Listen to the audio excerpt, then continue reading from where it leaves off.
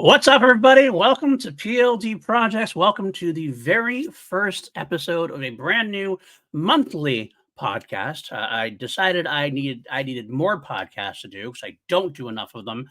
So I've decided to launch another one after a conversation with one Matty Gunner from Holy Snokes and also one Ken Napzok. And this is kind of a thing that balled up into one. And now we have this great new podcast, which I call the One Offs. I'm really arrogant there saying it's a great new podcast. I haven't even done 5 seconds of it. I'm calling it great.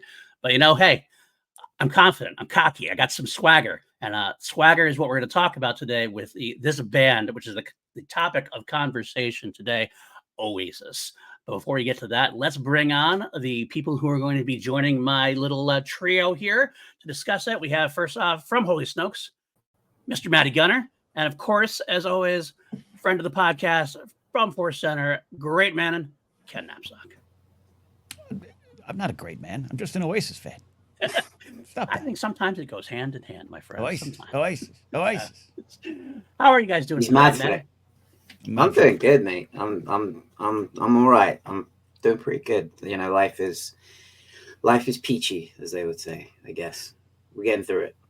That's best. That's the best way I've ever heard described. Can I just say before we start that this is going to be possibly the pinnacle of. I'm not even a podcaster. I'm just a fan with a big mouth. But we've talked to Ken about Star Wars a couple of times. That's cool. This for me, I made it. Mama made it. As a musician, a music fan. I know you are. I totally understand that concept as well. Ken, how about you today, my friend? How are you doing? I'm doing great. I want to know, Matty, what makes this the conversation? Is it the Manchester of it all? Is it the Gallagher unibrow of it all? What is it? It's the bowl haircut. It's the box haircut. Yes. It's the unibrow. No, man, it's like you and I talk about music and Oasis a lot, like on text threads and off a camera, but I don't think we've ever really got deep into why we love Oasis. We tell each other what we love about Oasis, but I don't think you and I have ever gone into the why of it all. We're putting it on record. We're putting on record here today. That's what we're here to do, and that's always a good thing to do. Matt, before we begin, actually, I want you to tell the story because this is the story of how the podcast came to be. Matty had an idea. Actually, Matty had a walkabout that turned into an idea that turned into a podcast. So tell me about your walkabout, Matty. I was in Manchester and it was about 10, 11 o'clock at night. I couldn't sleep. I've been, just up all night the night before, all day. And I was just like, I need to go for a walk. And I walk out of my hotel room. I walk out of the hotel and I see this place called Live Oasis. So I think, I'm gonna put on some Oasis. I'm gonna queue up a whole playlist of Manchester bands: the Smiths, Oasis, Morrissey. Say what you will about the person, you can't argue with Morrissey's music. It's awesome. And I was just walking around Manchester and just taking it in. And I've been to Manchester many, many times over the years. I played shows in Manchester. I've hung out there. There's just and we'll get into it later on. There's very punk.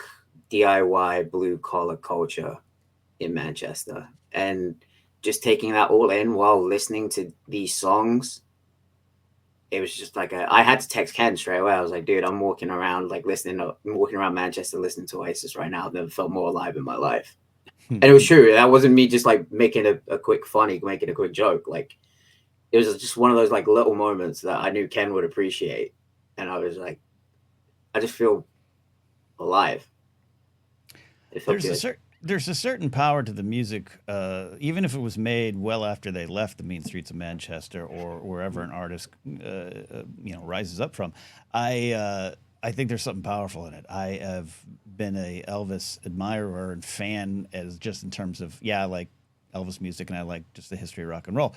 Well, 2008, I drove into Memphis, crossing the mighty Mississippi on the bridge into Memphis, and I was like, let's just play some Elvis, and I felt the king with me. It was there. It was, I can't explain it. It was something special. So I can only imagine walking around Manchester. That's got to be something special. I kind of liken that to when I was in the end of my high school career. When I was getting into a lot of classic rock, I walked around New York City and was playing Lou Reed, and Yeah. that just also felt a very similar vibe back in the day for sure. But Matty came to me with this idea. I think on Holy Snokes or off air, he talked about this conversation and this idea. And I was like, this is we should have an Oasis. I think Matty said we should do a show with Ken and do an Oasis show with Ken. I was like, okay, well, a one-off show about Oasis, sure. I mean, how do you do that on a channel? Like, I don't do many one-off shows like that. So I was like, but this is actually a great idea. So maybe we could spark something with this. And I said, you know what?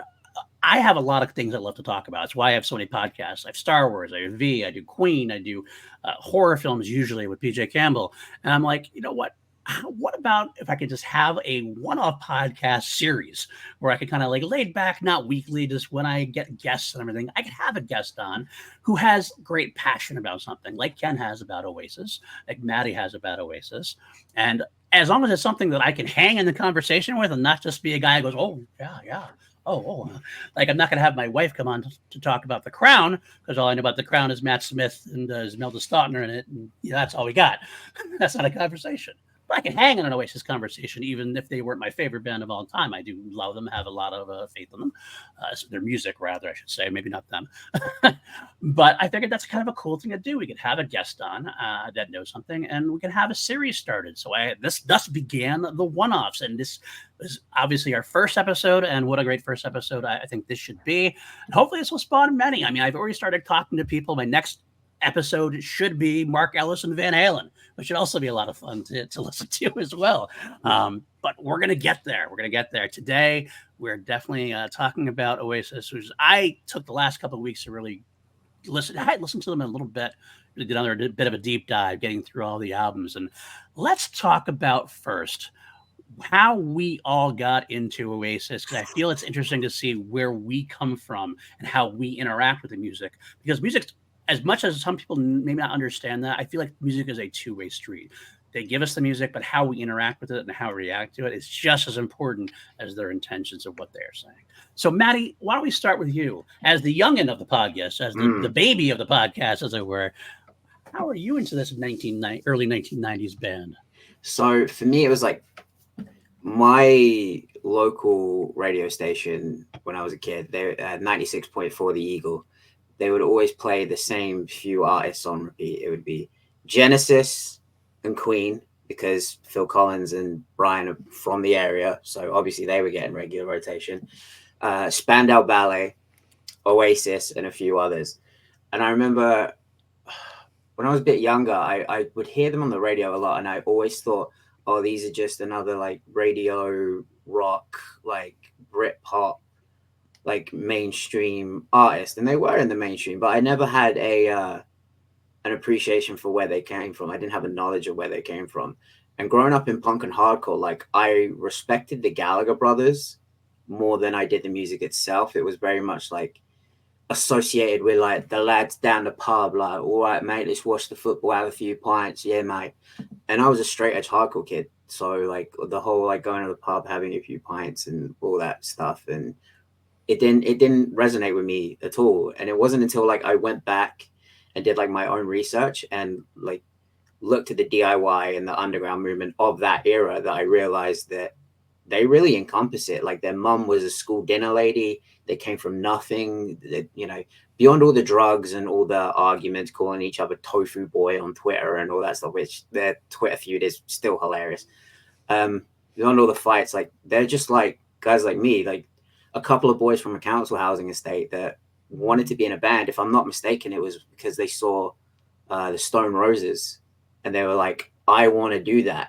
And Noel is just, it took me like going back and looking at all this stuff. Noel is an incredible lyricist and an incredible songwriter. Like how he'll match his melodies to the rhythm section like he does in Wonderwall.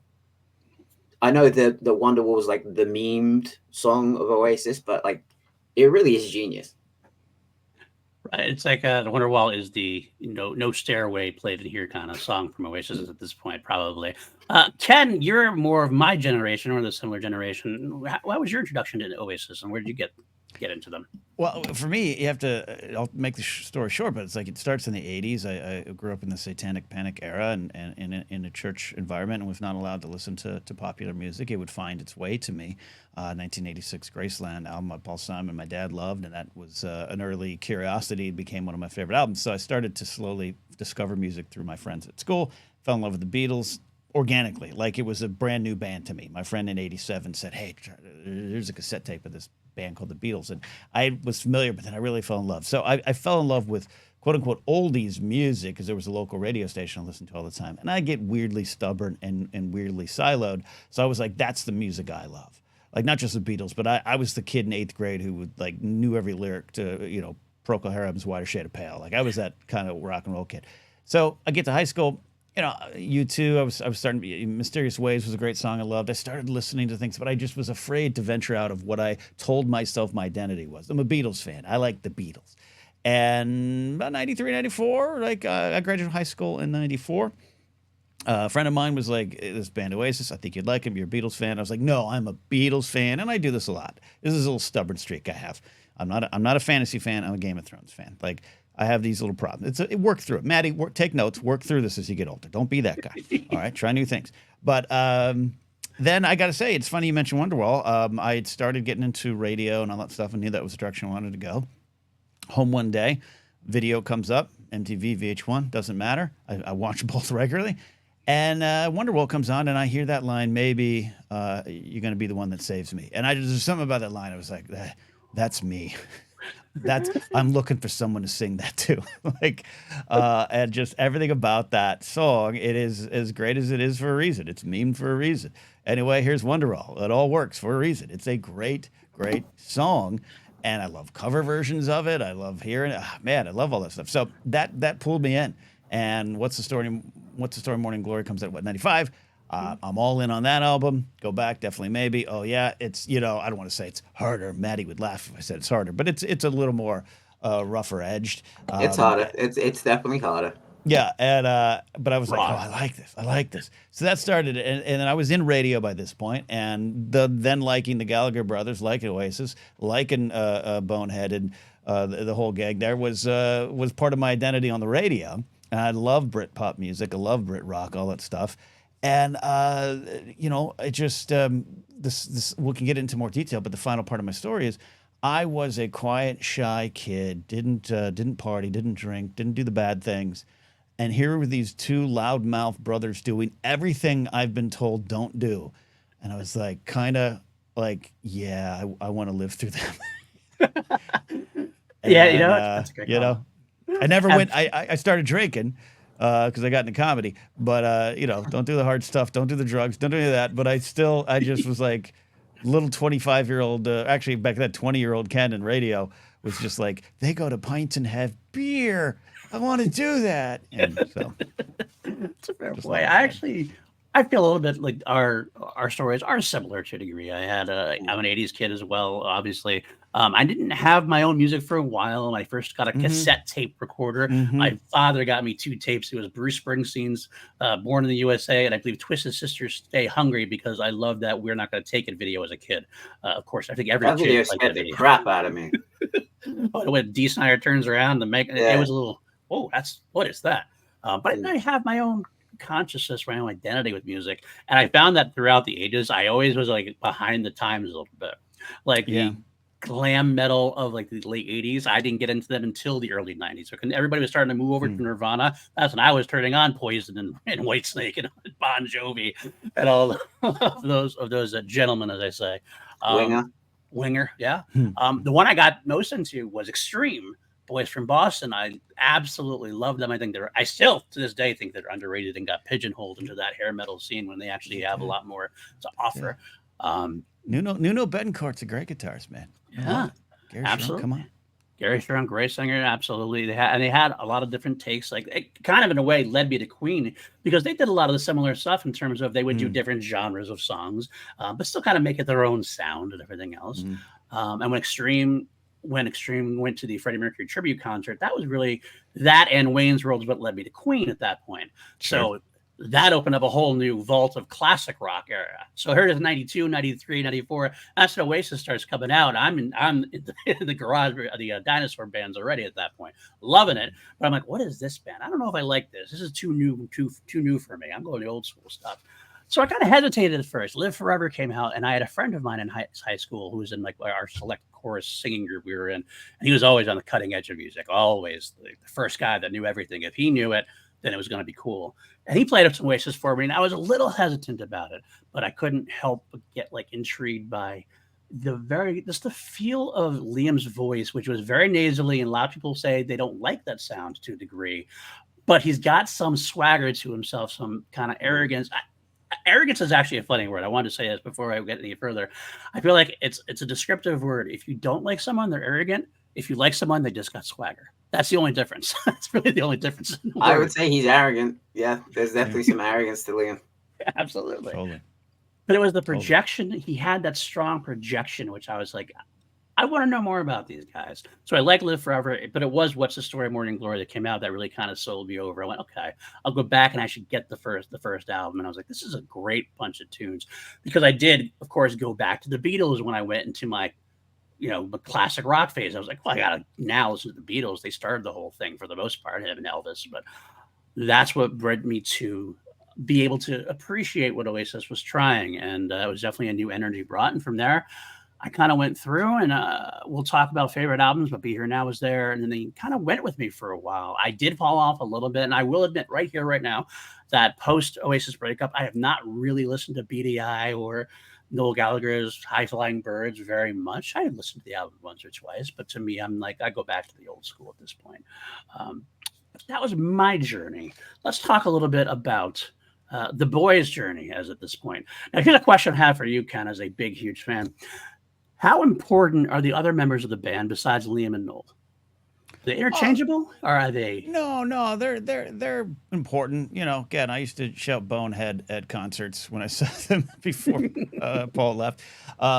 Jem Archer, Andy Bell come along. I thought they added some interesting things to the band, and I respected the other guys just kind of going, we're gonna saw it off and take our money and run. And then the drummer Alan White, after he took over for Tony, liked his work there. I followed him, but like I don't want to ever lie and say that the whole 90% of the ticket was for Liam and Noel. Right. That's the guys that you hear of. You don't really hear the other guys too much. But I will point out the flip side of that is I think Standing on the Shoulder of Giants showcases how important the other band members probably were to a degree.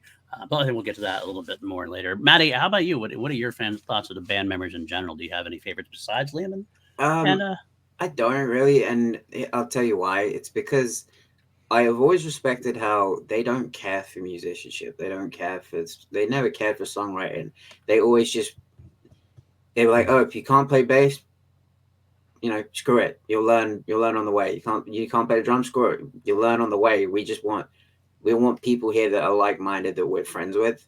And I've always tried to do that, even with Mourner. Like, the only people that will ever play live for Mourner are people that I know. I will never use hired guns. I will never use like people that are just good at their instruments. I want to be surrounded by people that I know I can go on the road with for a week or so and have a good time with and put my trust in. Because when you're on the road, Ken, you'll know this as a stand-up comic. Like, when you're on the road, you have to put your trust in the person that you're with. You going out with Mark Ellis, who, is one of your nearest and dearest, like, you have to have that trust in people. And for them to bring people in solely based off of, no, we're going to have a good time because we trust you guys. You're in our circle. I've always respected that about the Gallagher brothers. Look, Mark Ellis doesn't think I'm funny. He just knows I get to the airport on time. You're absolutely right. Sometimes that's the most important thing, though, right? Yeah, it is. Absolutely. It's funny. I do like that as well. It was kind of a loaded question, because I do find some of the band members have definitely inspired some love for me when I've gone back through the back catalog. It really is if you want to put Oasis into different like eras, and I feel like there's two ways you can do it. There's the early era, which is everything is written by Noel. It's all through Noel. It's Noel's way or the highway. And then there's afterwards when they started interspersing some more of the band members. Even though I am absolutely an early Oasis fan more than a later era Oasis fan. As far as it's not even like fan, it's more of I know those albums really strongly, as whereas the other albums past like Standing on the Shoulder Giant, I don't know as well, but I found some gems that I love. But I did love listening to like Jem Archer started to get a little more. Started writing songs with Liam a little bit more, and it definitely expanded Oasis' horizon to a point, which in some ways was great, and in some ways kind of diluted Noel's brand a little bit. I think so. It's kind of an interesting juxtaposition of where they were. But let's talk about the eras or the other eras, the more specific eras I was going to talk about. We have the beginning of the band. Obviously, was like the Rain, I believe they were called in the beginning. Mm-hmm. Had some issues, and they try to kind of get together. And eventually, when Noel got there, that's when it kind of like the band formed. The band really kind of solidified around itself. And we have that what I call the hungry era, and that's definitely maybe. And What's the Story, Morning Glory. And my God, that is probably the strongest era of the band for sure. Because when you're young and you're hungry, you just seem to write the most memorable music of your career. And it's not saying you can't write memorable, powerful stuff later on at the twilight of your career. Artists have definitely done that at this point. I mean, Roger Taylor from Queen is one of my favorite solo artists, even though no one knows him in the US. No one gets any of his albums in the US. He had an album come out in 2021 with some really sublime messages and sublime feels. But at the same time, there's something about that first era when you want to get somewhere. You're desperate to succeed. You're desperate to be powerful. And I feel like this is the era that really defines the band, these two albums. What do you think about that, Ken? I agree. I would throw, I agree. Those two albums are really closely connected for all the reasons you're saying. I still throw Be Here Now in there, but you're right. This is not just related to Oasis, but the story of, your journey is captured in that first album. It takes sometimes a lifetime to get to that point. 2 years, 7 years, 20 years, and so you got that first big album that takes you over, and then everything else after, as much as normal as you'd like to be and normal as you can be, you're now writing, especially in that era. It's maybe a little different now, but when bands broke back then and where the music and entertainment industry was, like, then you're writing songs about all these fuckers around me are taking my cocaine. Like, I don't like them. And that's just kind of the way of it. And it can change the nature of the songs. And I think you have to work harder to connect to your emotions. And I think they do. And we'll talk about Be Here Now. I actually absolutely love that album. And it is also an over-the-top cocaine-fueled album, as Noel has described it, and Liam as well. But I definitely agree that first era, Rock and Roll Star, they could have stopped after Rock and Roll Star. That was it. That was all of it. That was it. The fact that Live Forever, perhaps one of the greatest rock songs ever recorded, is a couple tracks later. Rock and Roll Star was everything at the time.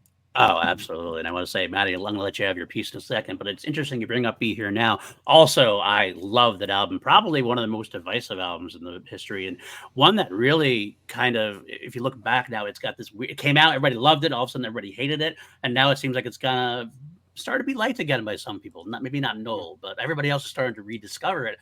And I always find the juxtaposition of, which is part of Be Here Now is its own era in my eyes, because if you look at Definitely Maybe, what's the cover of that album? It's the band like this like small apartment all huddled out. Then you go to Be Here Now, they're all like lounging about in their mansion, like millions of dollars. You can visit that apartment, right?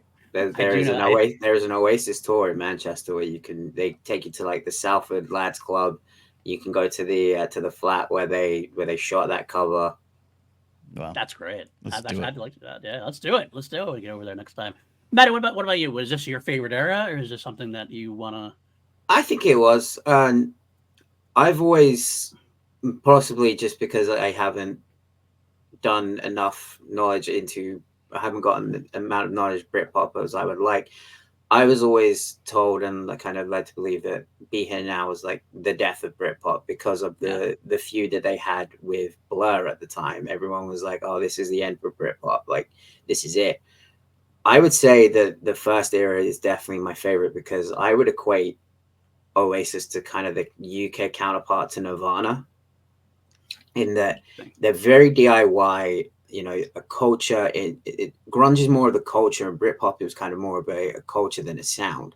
And it came from a certain part of the country. And with Nirvana, you have these bands like Creed and Daughtry, and like from Oasis, you have bands like Franz Ferdinand, the Kaiser Chiefs, that are just like harmless bands, but it just shows that the influence of this era of Oasis will never, ever, ever be like understated. Like this is truly in my opinion, the defining era of Oasis was those first two albums. Oh, absolutely. I agree with that. And it's interesting because this is a young, like they're young boys at this point, and it's hard to imagine like the amount of fame they got. I mean, it wasn't quite the same here in America, but I know in the UK they were like Noel basically said they were bigger than God at one point, and he's not far off at that point. Honestly speaking, like the demand for them and the concerts they were doing, it was like they were beyond a group at this point. They were really they were just a legendary, iconic band of all time at that point after two albums. And that's hard to put on a 20-year-old. Imagine a 20-year-old guy drinking as much as they do, drugging as much as they do, fighting as much as they do, and then they get the pressure of like, yeah, you guys are our personal like musical Jesuses right now. So how do you respond to that?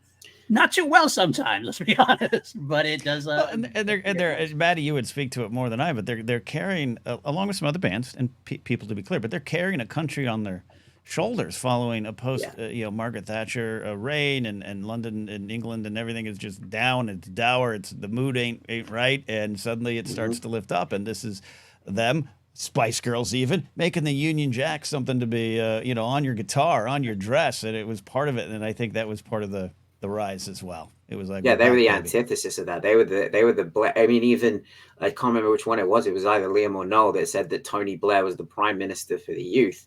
And now we look back on Blair's time and we're like, oh, probably not a good thing to say there. Like, I think it was Noel kind of aligning himself with Tony Blair and like the youth being like, no, the Thatcherism, we don't want that anymore. You're trying to Americanize us. And they were definitely the anti Spice Girls. And I love this. I love the Spice Girls. They got some bangers, but I agree with not the sentiment that they were putting forward, but that rebelliousness against the like manufacturedness of the Spice Girls and artists like that, All Saints and groups like that.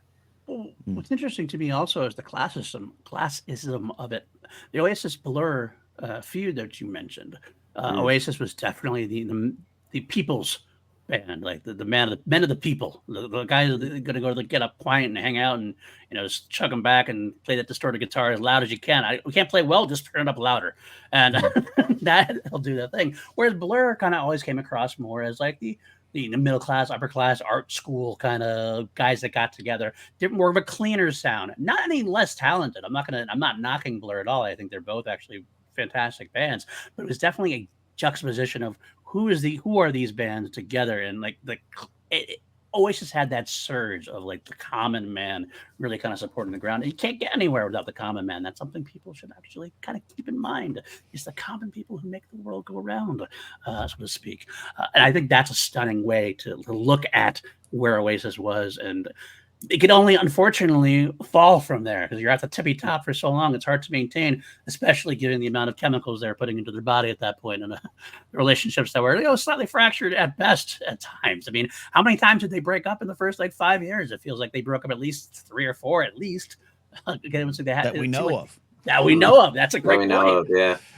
That's the only times it went public at that point on stage. But also, I gotta say that sometimes mentioning those spats between Liam and Noel that were constantly there throughout the entirety of the career and eventually broke up the band entirely in 2009, I believe it was. Sometimes that kind of tension can lead to greatness in songwriting, having that competition with each other, kind of like wanting to get your own way. I always will say one of the reasons I don't like the solo albums as much is because it's that magical connection they had. When you get the Gallaghers together, even if Noel was the primary songwriter, Liam had a lot of influence on it, I feel. It's like splitting up McCartney and Lennon, splitting up Keith and Mick.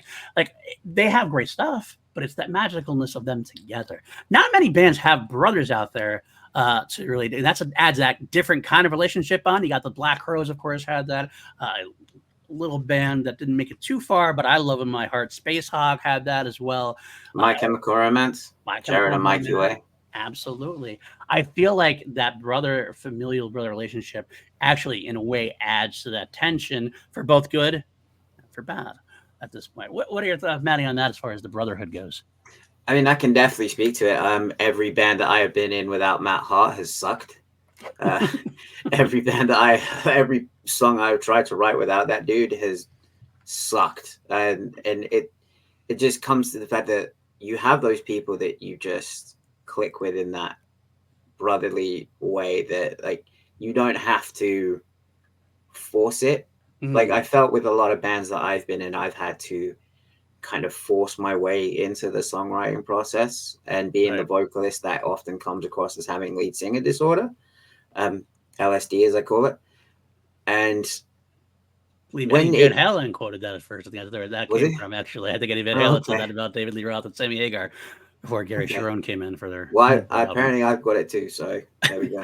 But I think when you include the family of it all, of the fact that they are brothers by blood, you know, they're from the exact same place, grew up in the exact same home, it only intensifies it, and it can lead to, you know, friction, tension, arguments that will probably never ever be restored. We hope they are. We hope they will be, because they are brothers. I mean, there was a band that I'm a big fan of, Every Time I Die. Keith and Jordan Buckley, both brothers, and Keith had went through his issues. He had some demons that he couldn't overcome. It led to the band breaking up, and now they're two brothers that are no longer talking, and that's the sad part to me with Oasis. That's the sad part of it. Not only are we like not have we been lost their genius as songwriters, but these are two brothers that are now no longer on speaking terms, and yeah, it's rough when you think about it.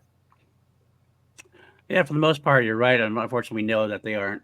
They kind of have some conversations every once in a while. Mm. Like they send Christmas texts to each other. Liam did invite Noel to his wedding, but I guess Noel declined.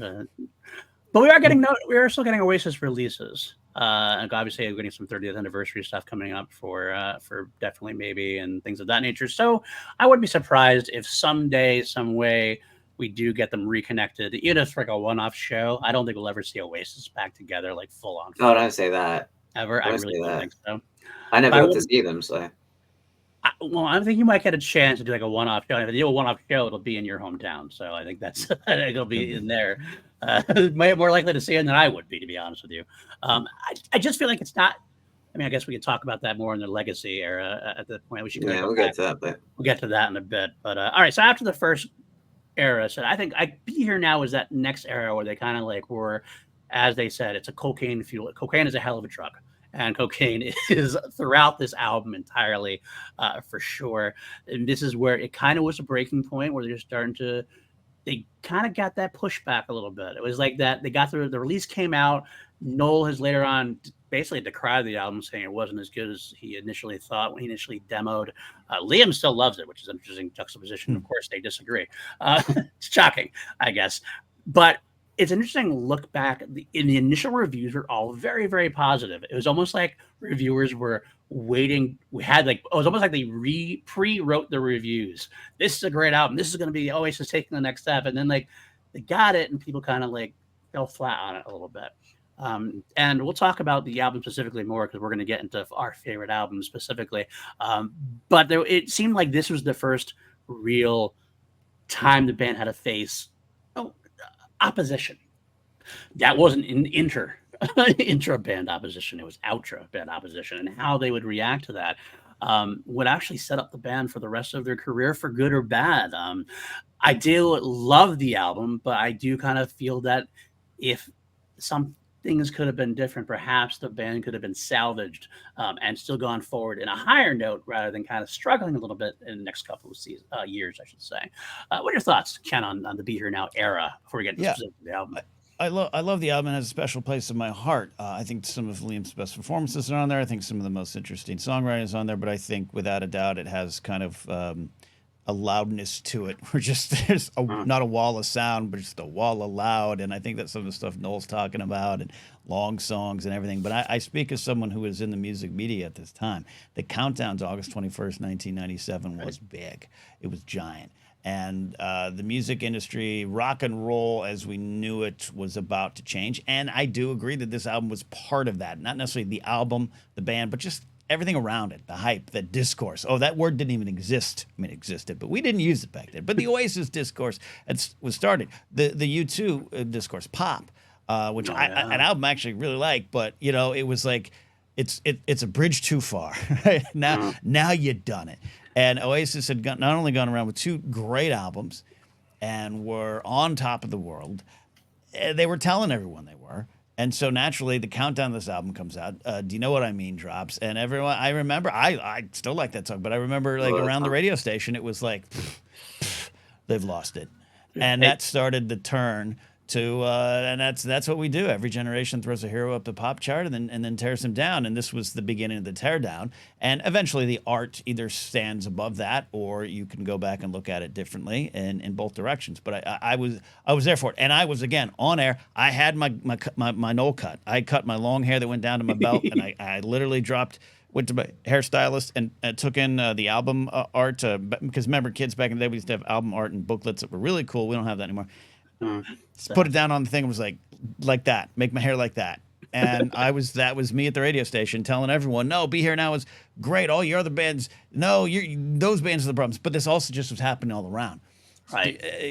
Smashing Pumpkins, big, double album comes out, and now people are starting to, I don't know, STP. I don't know. Do we like this song? That's just the natural ebb and flow, and music was changing. The bands, Matty with an All Saints reference, but in America, the boy bands were coming, the manufacturer stuff was coming, the angry stuff was coming. Just watch that Woodstock '99 doc, and you'll get a lot of it there.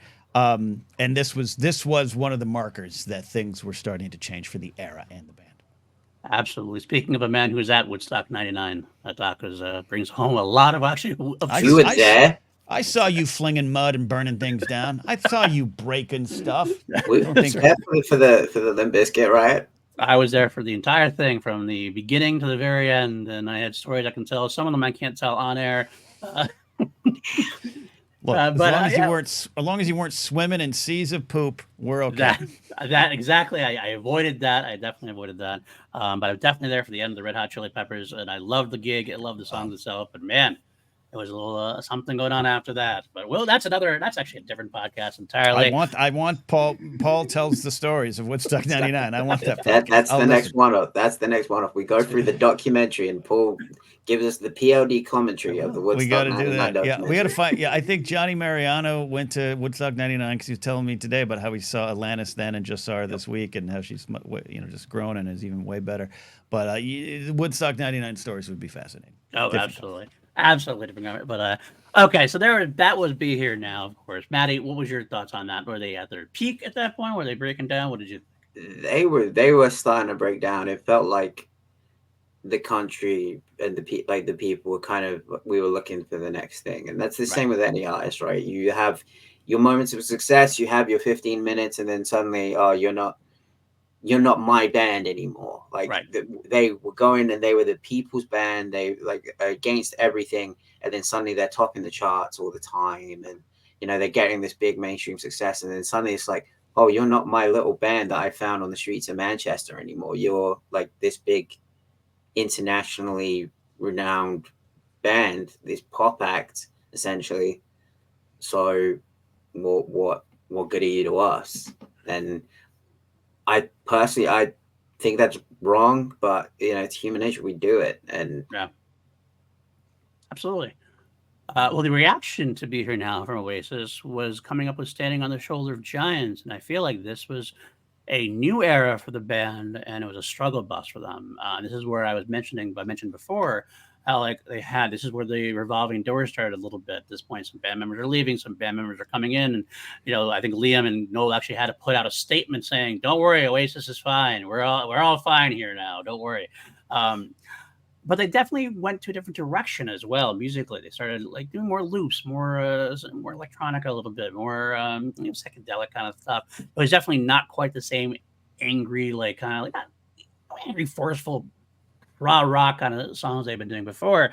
And I feel like the band kind of struggled as trying to find a new identity for themselves. Standing on the Shoulder of a Giant, not my favorite album by the band for sure. But it did lead to I think it was necessary. It was a growing pain for them to kind of rediscover what made them in the first place. Because I feel like the follow-up, Heathen Chemistry, is where they kind of found another groove again. They kind of took what they learned from Standing on the Shoulder of Giants a little bit, but incorporated some of that kind of very strong songwriting, very strong. And I got, maybe Noel would tell me to fuck off, but I feel like he is so overly sentimental, but in such a good way. Like some of his sentimental lyrics can be almost described as trickly or cheesy or something like that at some points. But the way it gets delivered by him is so heartfelt that it actually works. And you wouldn't think of that when you see the relationship between the brothers, when you see they're swaggering off and in Debworth and all those kind of. But he gets to the songs like something like a Songbird, that's Liam Sino, but like Little by Little, She Is Love. It kind of found a new home, but they kind of found themselves a good combination of what Standing on the Shoulder of the Giants had done and was necessary to do with the older stuff. And I feel like that was where the band started coming back. Ken, tell me about Shoulder of Giants for you. I'm very curious about your reaction to that album. I actually really love the album, but can also look at it and agree with what you're saying, and agree with what Noel Gallagher said when he said that we had no reason to make music nor desire to make music during this era, but they did, and you can kind of feel that without a doubt. But I think it's got a lot of classic Oasis stuff. It just doesn't have the big hit. Again, this is a different era for music, but I saw them on tour mostly during this era. Saw them about five times in my life. And this was the album I saw them support a couple times. And so therefore, I love it. And I have to own that nostalgia. But also, Where Did It All Go Wrong? Sunday Morning Call, two of my favorite Oasis songs. Fucking in the Bushes is an instrumental song with samples. And that was my stand-up intro song for a long time. Oh, nice. It was also, when I started in pro wrestling in 2001, it was what I was supposed to walk out to.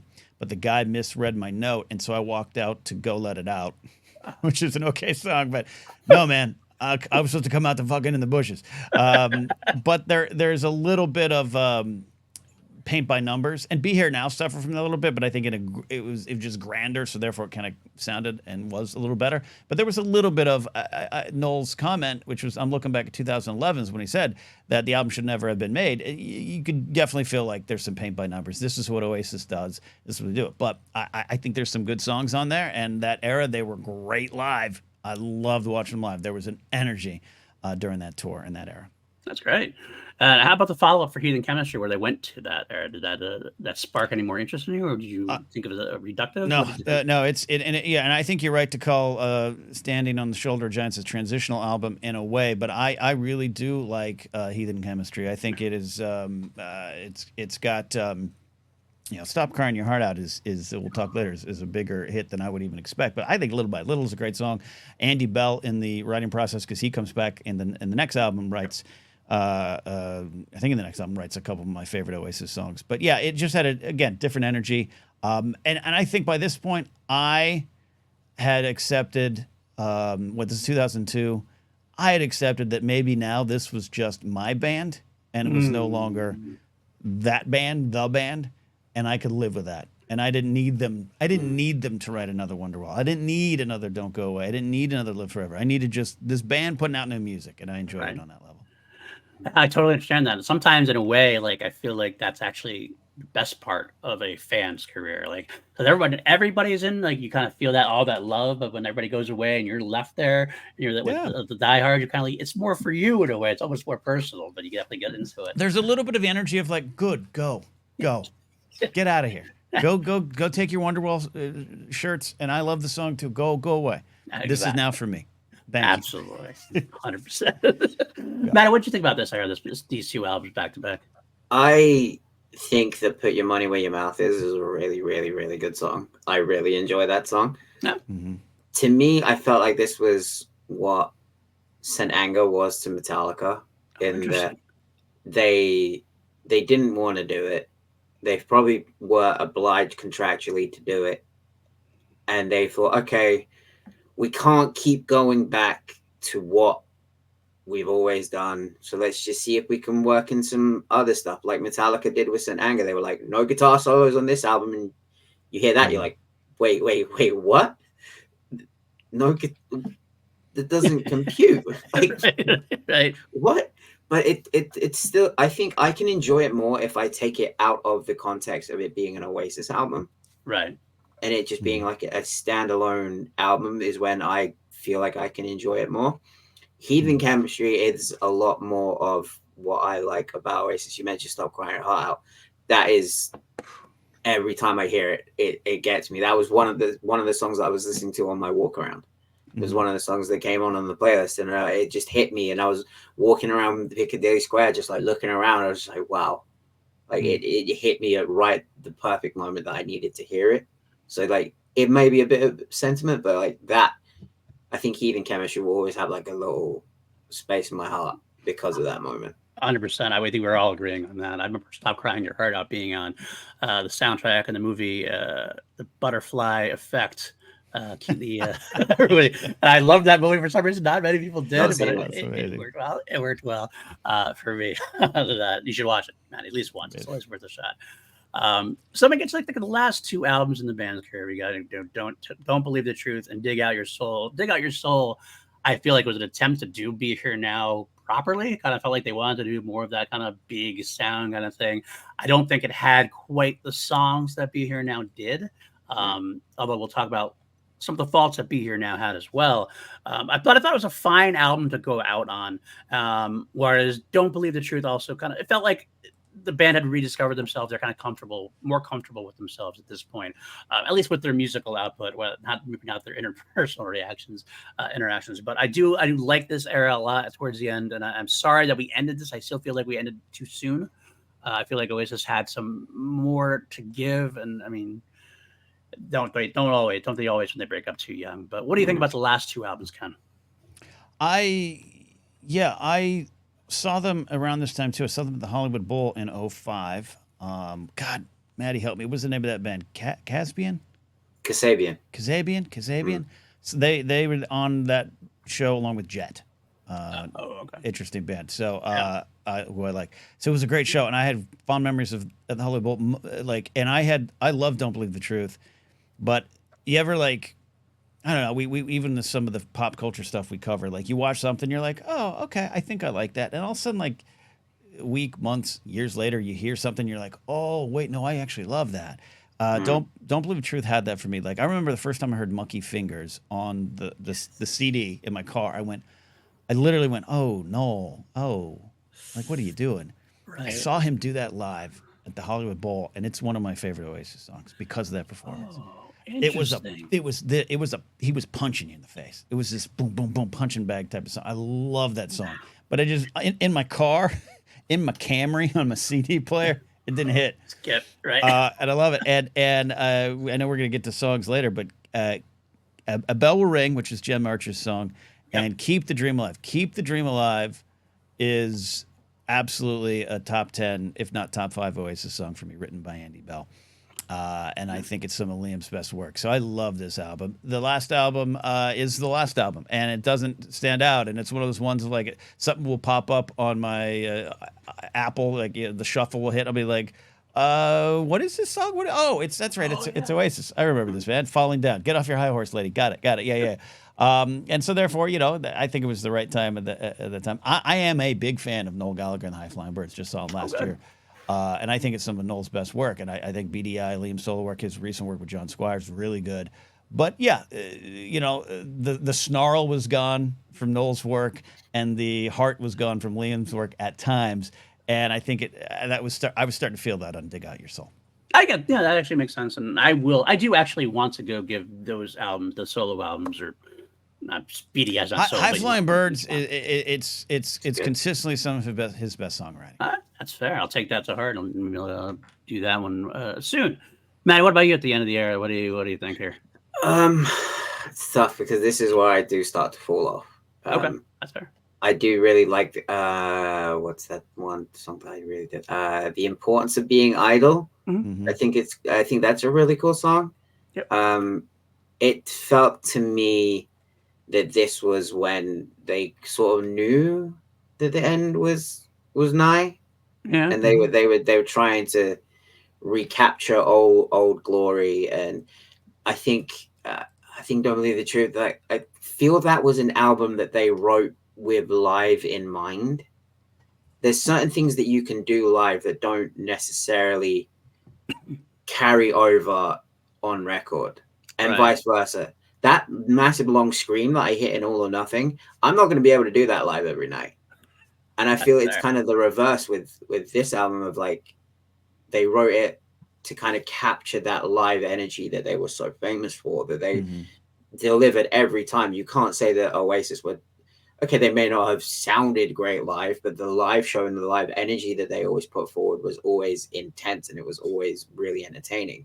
And I feel like they were trying to capture that on their album, and it didn't necessarily come across the way I think they wanted it to. Right. And then obviously with the last album, as Ken said, it's the last album. I feel like they went maybe one too many. That's fair. I mean, I remember being so excited about Dig Out Your Soul when I heard about it, because it was Noel talking about it. He was talking about, oh, we're going to make Be Here Now, basically big, loud, we're going to throw the kitchen sink, all the orchestral stuff. I'm like, yeah, let's do it. Let's do it. I kind of got that. I'm kind of like, yeah, it was just fine, but it was fine. But it's funny you mentioned, actually, Ken, I want to talk real briefly. I want to put a little anecdote about seeing a band live. I never actually got to see Oasis live, which is one of the unfortunate drawbacks in my career. As a one thing I really wanted to bring up in this conversation. I am dying to hear this. I did not get to see them live, but I love the idea. I can bring it back to Queen, as I can always do, because that's my Oasis. That's my big band. It's the Hot Space album from Queen, which was their disco album, as they said. The band did a lot of it was electronic drum loops, synths. Like, it was not well received by a lot of the fans for many reasons.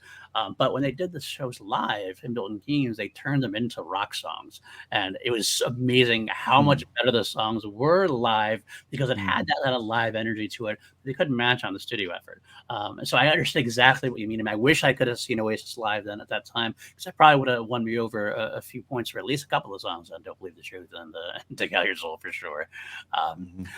But let's get into now specifically. We talked about the albums as a whole. We all have our Desert Island Oasis disc, and we can't bring Greatest Hits album or anything like that. But if you had to pick one Oasis album that you had to go on Desert Island with, Ken, we'll start with you. What's your choice? So funny. The answer might be Here Now, because I think I sing along to more of those songs on my iPod or in my car.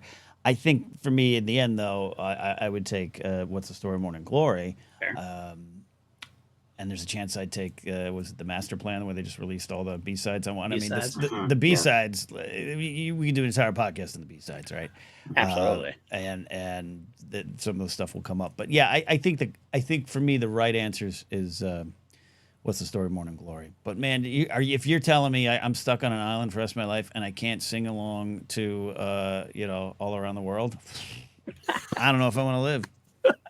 That's fair. What's your go-to track? Oh, no, we'll save that for later, actually. I'll save that. I'm going to mention now, because you brought up Be Here Now. That is my answer. I am a huge Be Here Now fan, and I can tell you there's a lot of flaws in it. Are the songs a little long? Yes. Are the songs a little convoluted at times? Yes.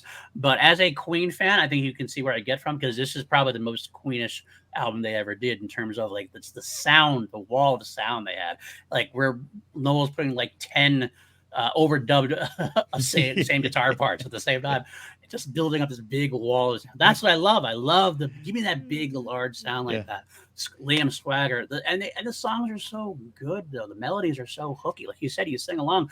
I sang along to Don't Go Away. I sang along to almost all the tracks on the album, and I will bring up All Around the World as a track, which to me, it's almost like a fuck you. I'm gonna do this. I don't care what you think. And the video was great, and there is a lot of we said we're big Beatles fans and we're the biggest band in the world, and we're gonna do this because we want to. And I just anytime I hear that, and I'm like, it's a bit early in the midnight hour for me. I just want to grab a pint and start singing. I think it's a great song for what they are. Three key changes. It's a comedian's thing too. It's almost like you tell a joke and it's funny. You start telling a joke too much, it becomes less funny. But you stick with it and you go further and further. It starts becoming funny again. I hate that. I hate when the key changes that much. It works. But then it works. I don't know. I don't get it. No worries. So yeah, that's definitely my choice. Matty, what's your choice? It's I gotta go with Ken. It's the stock. It's the stock answer, if you will. I don't care. There's a reason that Metallica's Black Album is the biggest selling metal album of all time. It's because it's the best one. And I have a text message here from my bandmate Matt Hart, that I want to read on this show. It's like, guy's been in Manny 2 minutes and he thinks he's the third Gallagher brother. And it's because I sent him a text saying, dude, I'm walking around Manchester right now. Just listen to What's the Story, Morning Glory. Not a single skip on it. Yeah, that's This You're album, correct. top to bottom, no skips. Not from Hello, even on the remastered version, going all the way down to the live tracks. Like there's not a single skip, not one. No, absolutely. I feel the same a bit here now, but I can completely understand that aspect of it, and I would also have accepted definitely maybe as another Desert Island disc. But we all have our own Desert Island discs, and if your Desert Island disc out there is Dig Out Your Soul, more power to you, and I love you for it. Go enjoy it as much as you can, as much as you want to. Let's then go with our closing segment of the show. Is we're going to do what I'm going to call for all of my music related one-offs. We're going to call the one-off best of. The one-off best of. I pitched this with the boys here, and we decided that we're going to look at Spotify, and we're going to look at the top 4 streamed songs on Spotify from the band with Oasis. In this case, it's Wonderwall, Don't Look Back in Anger, Stop Crying Your Heart Out, and Champagne Supernova. Those are the 4 tracks that are the top on Spotify. They are immediately put on our Oasis best of as the people's choice, so to speak, out there. These people have spoken by streaming those songs so many times. So it's up to us now to each put on 4 additional tracks so that we'll have a 4 times 4 is 16 track best of. So let's go through one by one. What tracks are we going to add into the one-off Oasis best of? Ken, I will start with you with your first track. Okay. And God, Live Forever is over 130 streams below Champagne Super. The Stop Crying Your Heart Out thing fascinates me. And again, good song, love it. But does it get the soundtrack push? I'm wonderfully surprised about that song being on there. Yeah, Gotta be. It's funny that right? It's got to be. It's funny that I heard. I worked at FYE for a couple of years at the end of my career, and I remember hearing that song in FYE quite a lot and being like, I don't see anybody asking for the Oasis album, but yet it comes out all the time, and I'm like, this is fascinating to me. Hey, I love the song too. I love singing along to it, so I'm happy it's up there. So okay, so my number 1 pick in this draft is I'm going with Listen Up. Oh. Listen up, what's the time? Said today I'm gonna speak my mind. I love this song.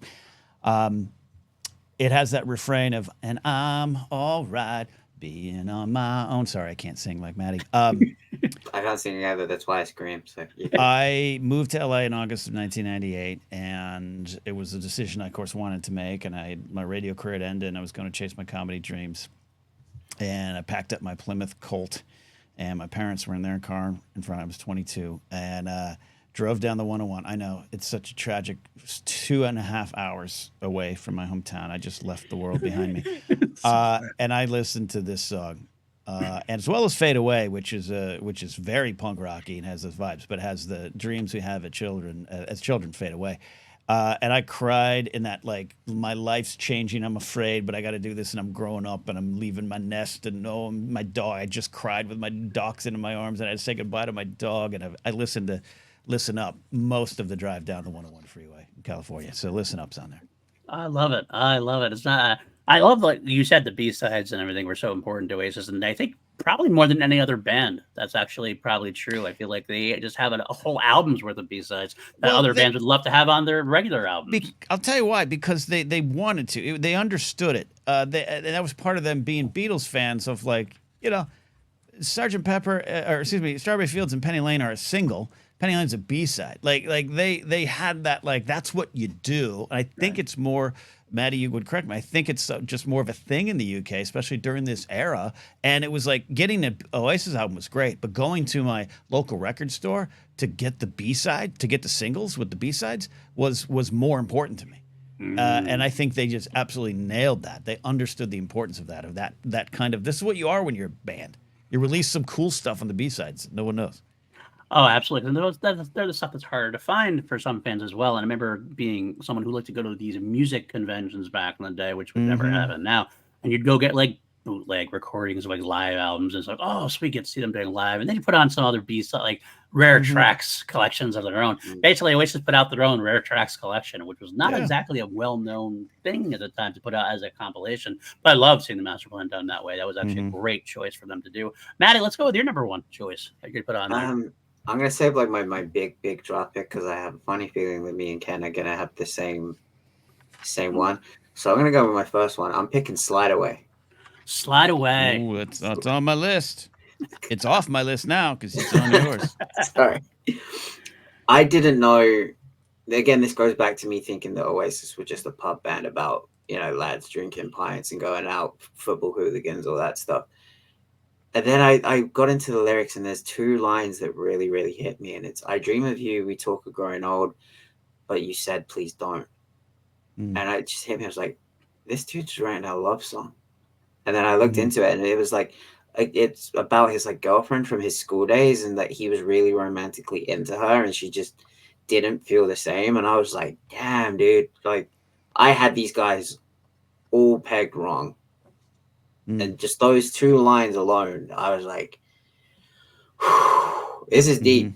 These guys are deeper than I gave them credit for. Right. That's a great track. That's a great track on the album. That was actually on my list as well. So I'm going to now boot it off my list. That's okay. I'm glad you did. So we have some more in there. For me, I'll go with my first choice that I want to put in there. I tried to limit myself from putting all Be Here Now tracks on it. I'm not going to lie. But the one I'm going to put is definitely from Be Here Now, and it's Fading Out. Fading out. Something about the moment. I love the whole song, but the moment where it all kicks in and there's that big scream, like, wow, and I was like, wherever I am, I could be laying in bed. I'll just stand up and shout at that point. I just start getting along with it, swaggering around with it. It seems like there's great rhythm to it, great power to it. And if the wall of sound that Knowles really wanted to have on that album was ever at its peak, that was that moment where it all just kind of sonically enveloped me. And I just felt that energy course through me. Fade In Out, one of my favorite tracks on the album for sure. So it's on my desk. Love it. That's a great choice. No, there's something about that intro. Absolutely. It's like, for me, that intro is a little bit of what I think Young Guns 3 will feel like. That's a great pull. I would love that. That would be great potential for that. Oh my goodness. All right, Ken, what about your number two? This is so hard because it's like, do you want to go do you want to champion those songs that, you mean so much to you? Yeah. I want to put Sunday Morning Call on there, but I don't know if I can right now. We'll see. I'm going to go with, I'm going to go with Talk Tonight. Oh, yes. Good. Sitting I gotta scratch that off my on list now, but chewing on a bone. It's that and Half the World Away are parts 1 and 2 of, I think, the same kind of song. And for the details of the story have escaped me over the years. But at one point, the brothers get in a fight. Noel says enough, and he sods off to San Francisco, I believe, and meets a girl. I'm sure they just had fun conversations. Meets a girl, stays all night. She drinks strawberry lemonade Snapples, which is where that line comes from. And it just was again, what the band was. At times loud, they were rock stars, they had punk vibes in their souls, they were this big giant band. But I love these kind of songs, right? I love Heartbreak and an acoustic guitar. I like Wanderlust and not knowing what your place is in the world and an acoustic guitar. I love those songs. And so when I discovered these B-sides, it was like, oh, this is a well-rounded band for my heart and soul. Absolutely. It's got me being angry when I want to. It's got me being a little over the top and singing like your lead singer. And then it's got the dude in the corner who's just sad. And I love it. So Talk Tonight represents all of that for me. I love that you said it's exactly the opposite of Fading Out for me, but I love exactly what you say about that because I am a sucker for those kind of downbeat acoustic stuff as well. Sometimes you love the power, the energy, but sometimes you just need that. I'm going to sit like a sad sack in the corner and just drum away and hear and listening. So I definitely great choice for sure. Matt, how about you? Number two. Damn, God, I fucking love Talk Tonight. I've been sitting in a bar in a different part of the Bay Area and had those exact feelings that he had, and I'm gonna go with a little song called "Cast No Shadow." On my list as well. Love that track. Got to scratch that off my list, buddy. Good Sorry, pick. boys. Yeah, it's a song about, like, he's written a song about a guy who's not really living his life the way he wants to. And I'll be honest, the last few years has been a very prevalent part of my life. It's something I've had to live with a lot over the last few years. And obviously being a vocalist, being a lyricist, I gravitate towards the words of these songs the most. Bound with all the weight of the words he tried to say, chained to all the places that he never wished to stay, round with all the weight of all the words he tried to say. As he faced the sun, he cast no shadow. Oh, and just dedicated to Richard Ashcroft of the Verve. That's right.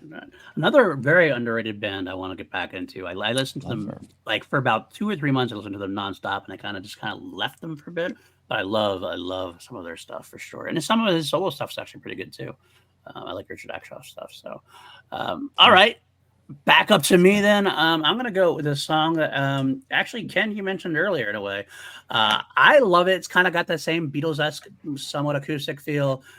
I wish I could hear Liam sing it just for the juxtaposition of it, because it's a Noel sung song, Little by Little.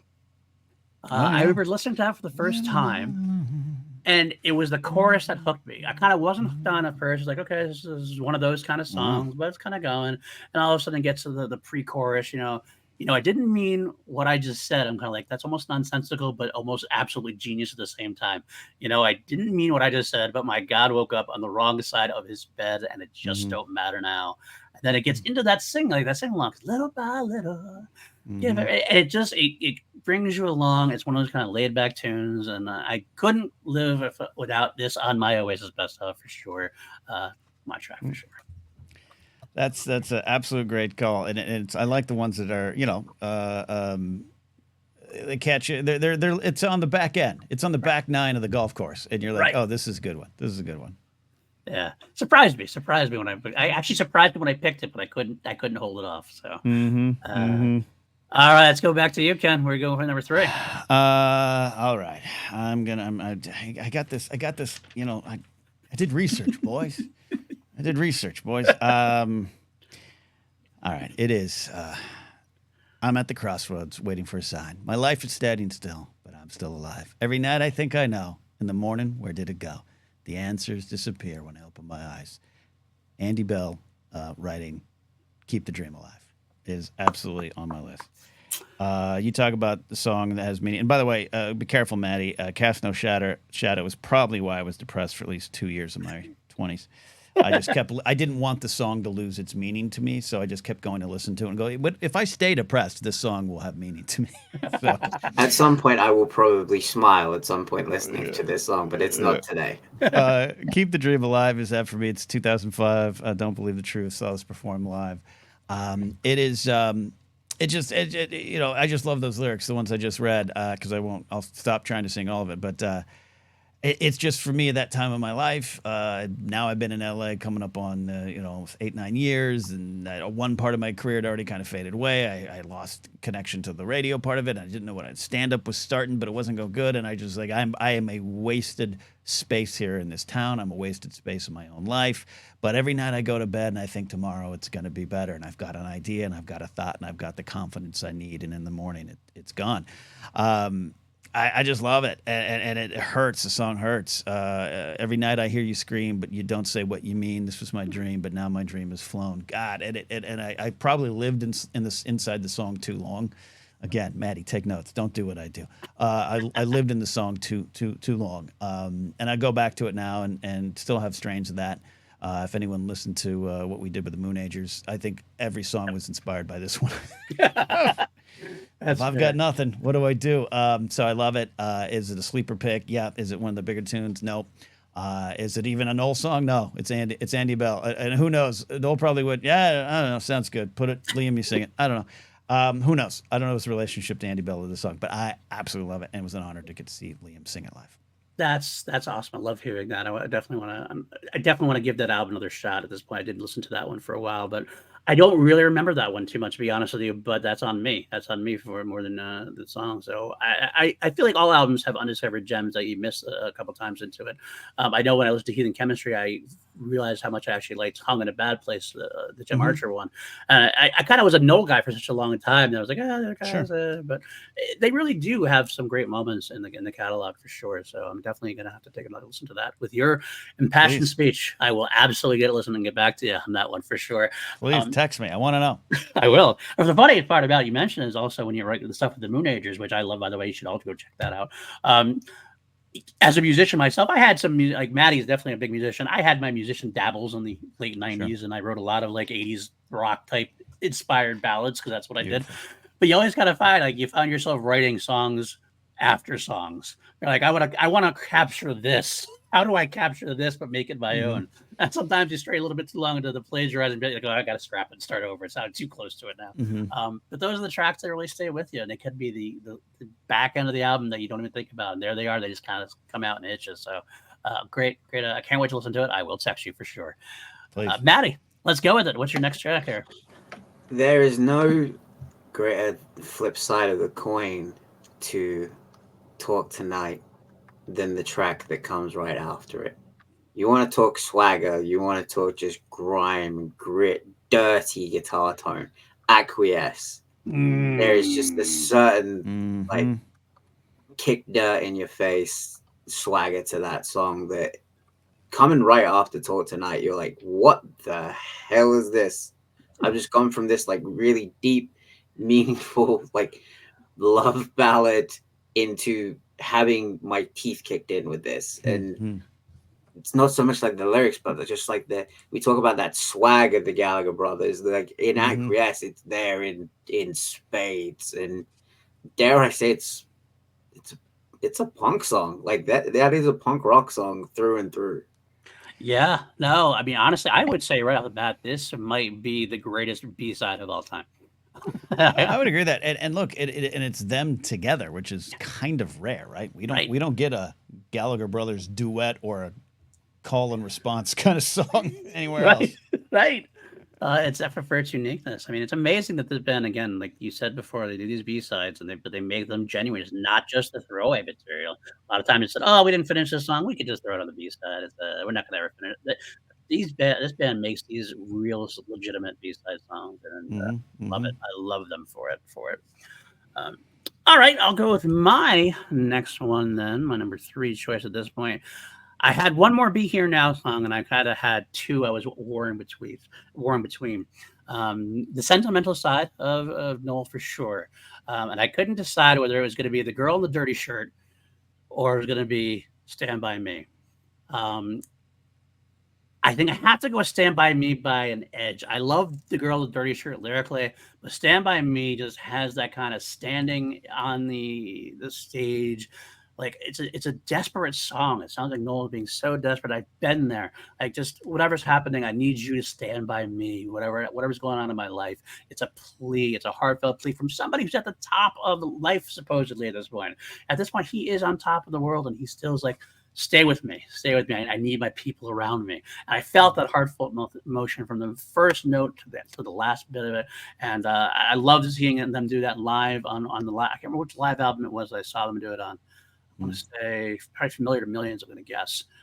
But either way, one of my favorite tracks of all time from that album, and I don't think you can go wrong with it. I love it. I think it's a great pick. I also love that it's kind of very Oasis and Noel to be like, and they're not the only one to do this. Even one of my friends, Van William, has a song, Stand By Me. But it's like, you know what? What's one of the most famous songs in the world? Benny King, Stand By Me. Right. We're going to title our song that as well. And, we're not writing, Louvre quality art poems here. We're Stand By Me, and that's the way it's going to be. Like, we're rhyming. Our rhyming schemes are what they are. Right. Don't worry about it. Love it. Grab a pint, grab your partner, and we're going to try to get through this. And it is a great song because of that.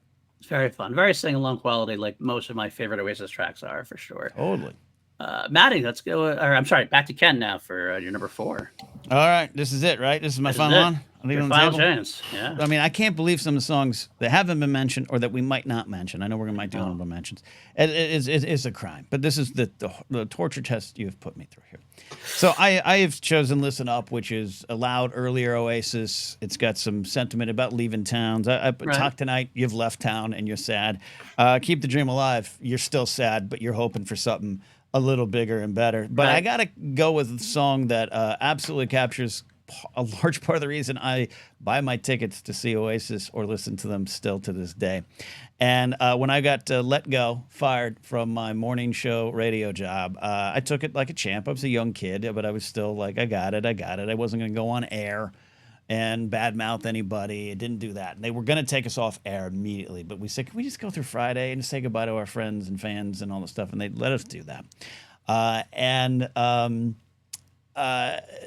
But the last thing I said, the last song I played, I did my talk set, partner said goodbye, and I said, all right, we're out of here. Thank you for listening to Ken and Matty D here, the AM Central Coast, the Morning Crapper. Very happy to have this time with you all. We're going to go. Going to play one final song by Oasis, and I dedicate it to the people that did this to me. And it was I Hope I Think I Know from Be Here Now. Because Yes, baby, after all, you'll never forget my name. And it is just straightforward. Again, is it the greatest they did? No. But this is we're talking about they're singing songs in the pub. This is the fight in the pub. Yes. And it is still me. You know, do you feel a little down today? But you ain't got much to say. You're going to miss me when I'm not there. You know I don't care. You know I don't care. Oh, yes. That's snarl there. And the postscript, though, about 4 days later, I got my job back, but I worked graveyards. and I worked the graveyards as the rock DJ for about 5 months. I woke up on a Saturday to go see Oasis in concert, January of 1998, Universal Amphitheater, and I got laid off that morning. They laid off the entire staff. So Oasis is completely intertwined with my radio career. That's my choice. I Hope I Think I Know. Oh, that's definitely an underrated classic for sure. It just makes you move. It just makes you move. You just kind of swing along to it. And I love the swagger, I should say, because I like them. It's the Liam. It's that Liam with the tambourine and that little walk he does, just singing up here on the microphone, like Right. Sunglasses. So great, so great. All right, Matty, what's your final choice? You can mention. Yeah, I'm gonna have to send you a different song, but I don't care because I have been waiting for this moment this entire episode. My number one pick is also I Hope I Think I Know. It is the greatest. Oh, it's the greatest song in their entire catalog. It is.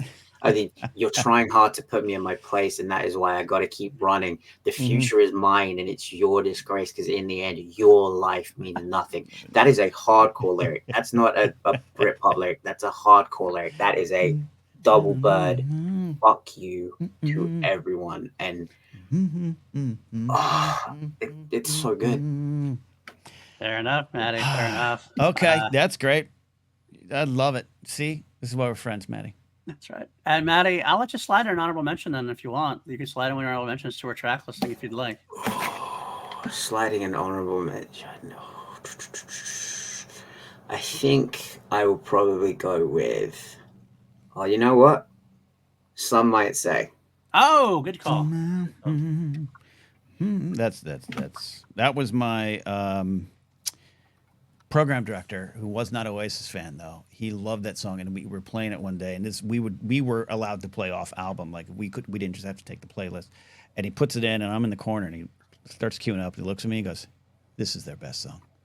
He just plays it. That's a good show. It's hard to argue. It is a wonderful track. I guess I'm going to finish us off then at this point. And there's tracks that we haven't mentioned. It's hard for me to look on and go, man, we're not going to have Live Forever on here. Oh my God, we're not going to have all this stuff on here. So I will be a little bit of a basic bitch as you were. But this one really represents Oasis to me to a degree. And Ken, you actually mentioned the song earlier, but how can you not have it on there? Rock and Roll Star. It just encapsulates the band for what it is. And tonight, I'm a rock and roll. I live my life in the city. There's no easy way out. He's moving just too fast for me. I need my time in the sunshine. It encapsulates what the band wanted to be. It encapsulates what the band became. And it encapsulates just that great feeling of rock and roll. That's what we all kind of aspire to if we don't really want to be a star, but we all kind of in our own way want to be a star, a rock and roll star. It's a catchy lifestyle, so to speak. But that's what I got to finish it out with for sure. That will wrap up our list. What a great list that is. I might try to make a playlist on it, put it on Spotify for sure as a one-offs. I'll maybe rejigger the track listing. I'll see if I can come up with Wonderwall, Don't Look Back in Anger, Stop Crying Your Heart Out, Champagne Supernova, Listen Up, Slide Away, Fading Out, Talk Tonight, Cast No Shadow, Little by Little, Keep the Dream Alive, Acquiesce, Stand By Me, I Hope I Think I Know, some might say Rock and Roll Star. That sounds like a Desert Island disc for me. I'm excited about that. So I'm going to listen to that. Rock and Roll Star is a track one. I know singles come out or you hear the band first. Maybe Live Forever is the first introduction. By the way, Live Forever, I think, is a near perfect song, and that's almost why I didn't include it, right? I was again surprised that's and it's top 5 on Spotify. Like that's not up there, but whatever. But for that being a track one, Rock and Roll Star, that's a punch to the groin. We're here. Absolutely. That's definitely track one. All right, Eddie, we're gonna wrap this up now. Any last songs you want to just toss out there as honorable mentions, just to of course get it out there? Go ahead, Ken. I didn't come this far to not mention the rest. Look, all right, so Live Forever, Don't Go Away. I mean, don't song about mom, like that's great. Half the World Way we mentioned, Sunday Morning Call. It feels like a hangover where you need to get your life together, and I love it. B-side, Going Nowhere. Burt Bacharach influenced. Love that. It's Better People and Rocking Chair. Speaking of like Talk Tonight and Half the World Way, kind of connected to my heart and soul. Rockin' Chair was, and again, we're not talking about mind-bending lyrics here, but I needed to get out of town. I would lose that radio job and it would force me to get out of town, but Rockin' Chair was this song. It was like, I wish I could sing. I wish I was in a band. And I wish I was singing to everyone in this town so I could tell them to sawed off. We got to go. I got to go. I love that song, and it's Better People's just one of my favorite little catchy songs. And then the final one I'll say is a song I happened to see performed live in 1998 at that concert. That turned out, I didn't know, and I wouldn't know him for a long time, Scott Mans was also at. Scott Mans, Mans, big Oasis fan as well. He was there that night, of course, as we know, a Beatles fan. It is Noel Gallagher covering Help live in L.A., January 1998, and they finally released it. And it was one of those things where I would tell back in the day, it was either tape trading or, LimeWire or some kind of thing that would make Lars unhappy. And Metallica turned out okay. But it is amazing. It's amazing. It is literally him on a stool. Liam takes his break in the back and does God knows what. The band walks off, and it is a slow, haunting rendition of the song that John Lennon wanted to make versus the one that came out. And it's everything about that song, the meaning of it, and their love of the Beatles and understanding it. I love it. I'm so happy they finally released it years ago. Yeah, those are great picks, and I definitely that's one of my favorite. I didn't put it on here because it's not an Oasis song. I feel like I wanted to stick to the Oasis songs, but I absolutely agree with that as well. They do some great covers of stuff. I mean, their Eye of the Walrus Heroes, as well. Yeah. Heroes, great. Street Fighting Man, I think they do a great Street Fighting Man. Oh yeah, absolutely. I mean, I think a whole podcast on their covers, to be honest with you. But all right, Matt, anything else you wanted to mention? Any tracks you wanted to? No, I just wanted to end this on a story of just like the universal, like the worldwide acclaim that Oasis have. I was in New York. I went to get this. I don't know if you can see here. This tattoo here, New York hardcore tattoo. I went there and got tattooed by the legend Vinny Stigma of Agnostic Front. Me and my friend Hope are on our way back on the subway, and we see this guy get on with a guitar. I turn to her and I whisper, there is no way this guy can hear me. I turn to her and I whisper and I go, do you think he knows Wonderwall? And what's the song he starts playing? It's Wonderwall. I love that. I absolutely love that. I'll throw a few out there as well before I leave. I love, as you know, I'm a very sentimental old fool myself. She Is Love. One of my great sing-along tracks from Heathen Chemistry for sure. I mentioned before The Girl in the Dirty Shirt. I want to throw that out there. I also love Don't Go Away for some other reasons. Go Let It Out. I actually really enjoy. I love Lila. I thought that was a song that didn't like make the album. They that was kind of what they were looking for a single, and they said, well, we can throw this like demo ahead and make that work. I could throw that out there. And last track I wanted to mention, what was it? I gotta remember the name of it now. It's from the master plan. It's Good to Be Free. I like that one as well. That's another Oh one yeah, that's Oasis on a Saturday night going, how about this? And I love that song. Yeah, absolutely. So there it is, folks. We have done it. Oasis, great band at the time, and great band if you listen to it anytime. We have our Desert Island discs. I hope you've learned something or at least enjoyed this conversation. Let's go. Ken, where can the folks find you? Hey, easiest thing to do is just go to my website, kennapzok.com, which I think is still active. I need to change it. There's some things.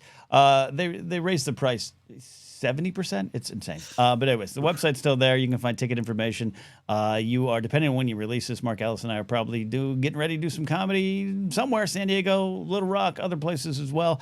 That's the best way to find out. Of course, if you're looking for some deep dive Star Wars discussions, please head over to Force Center. And I still do it, not regularly, but I do have Pop Rockin' Radio, which is my radio show. Go there on Mixcloud. Just search Pop Rockin' Radio, and you'll find over 100 episodes there to get through for your rock and roll music needs. Excellent. Matty, how about yourself? You can find my social media right there and in the description for audio listeners, Matty Mourner. You can find my band Mourner, Mourner, at Mourner Band. All social media, all streaming platforms, apart from TikTok, we got taken off of there for some unbeknownst reason. I don't know. Maybe it's because they're trying to sell it over there. I don't know. But hey, this is the music industry. And yeah, you can find me every week here on PLD Projects every Wednesday for Holy Snokes for more Star Wars discussions. Basically, take what we learned from Ken Napzok here and Joseph Scrimshaw and Jennifer Lander, the great work that you guys do, and try to, put our spin on it, but get the message that we get from you guys out there to the world. The positivity, the actual genuine truth. The truth, as I like to call it. We're positive, but we're definitely truthful about how we see things for sure. You can find me, same here, at Paul_Taduzzi on the old Twitter. You can find me all over this channel. You got a lot of podcasts going on. Myself and Matty, I mentioned Holy Snokes every week. I'm going through the sci-fi classic V with Lego every other week. We are in the 2009 reboot era now. I do PJ Campbell and I will be back in August to do Two Mediocre White Dudes on Film, tackling the John Wick franchise, and then finally into A Nightmare on Elm Street. And of course, on my sister YouTube channel and on the audio side of things, Crown Jewels, my journey through Queen, song by song, finding the best version or crown jewel version of each track. Because quite frankly, Queen does songs and they do a lot of versions of their songs. So this week, I don't know when we're going to air this necessarily yet. We're in the game. That's what the album we're into right now. We are in the game. So somewhere along those lines at this point. And so next time, if you can subscribe. I know I'm supposed to do this in the beginning, and I never do because I'm a bad YouTube person. Subscribe, help us fight that algorithm. I do have a Patreon at patreon.com/PLD Projects. Some great crew as Alston Cadell, Jeff Alterman, and Brandon Buckingham. Great crew members there if you want to come join us. If you can't, totally get it, totally understand it. Just comment, share, help me fight the evil empire that is the algorithm. And I guess that'll do it for us now. Next time I'll soft announce this. I'm in talks with Mark Ellis, of course, to do episode number 2. It'll be myself and Mark Ellis talking about the mighty Van Halen and the underrated Van Halen 3. I said it. Stay tuned. Your words and not mine. Hey, I'll take the heat. I love it. It's all good. All right, guys. I will see you next time. Take care.